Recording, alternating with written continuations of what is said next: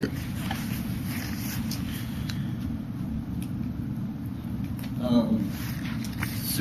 late Friday night, the Senate joined the House in passing its tax reform, the Tax Cut and Job Act, in a 51 to 49 votes. This marked the end of the American dream. I'm sure you've heard how our generation is entitled, but this is wrong. The American dream is less accessible to us than any generation before. The government let us down for the past 30 years. A wealth gap has grown and is taking our dream of success away from us.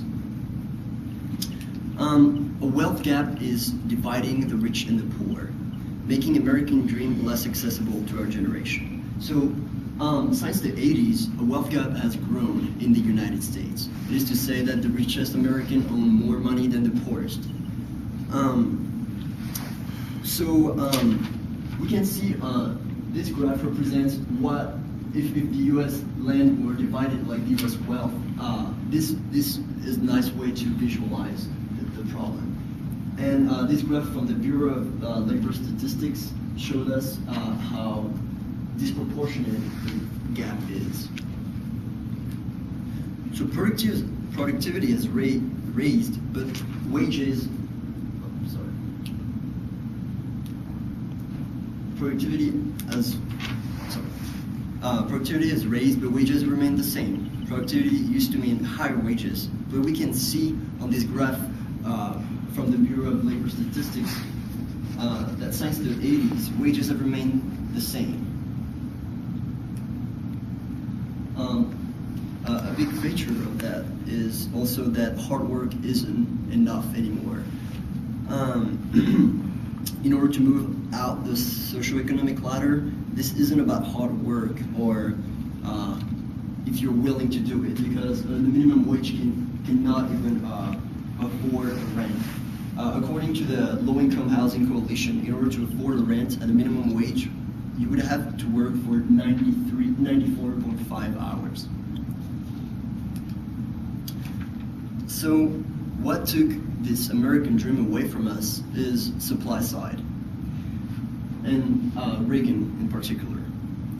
Reagan took our collective bargaining power away from us. When unions were big, when unions were strong, they were able to negotiate a bigger piece of the cake. They would strike as a means of persuasion.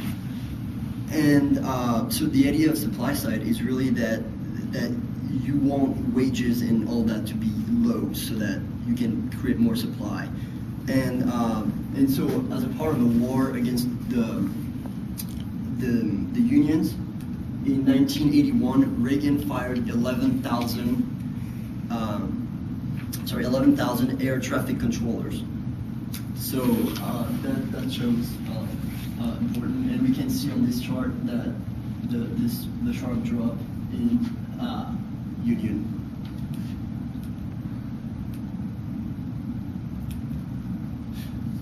So college is less accessible than ever before. It is new that college cost has gone through the roof.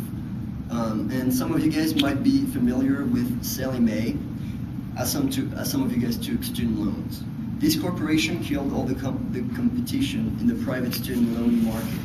What they do now is basically making profit out of our desire to get an education. According to the Consumer Financial Protection Bureau, 1 in 4 borrowers are in debt. Are behind in their student loans, and over 8 million are in default. But wait, it does not stop here. If you default on your student loans, the government can garnish up to 15% of your wages and social security benefits. Going to college for life. So going to college could potentially put you in debts for life.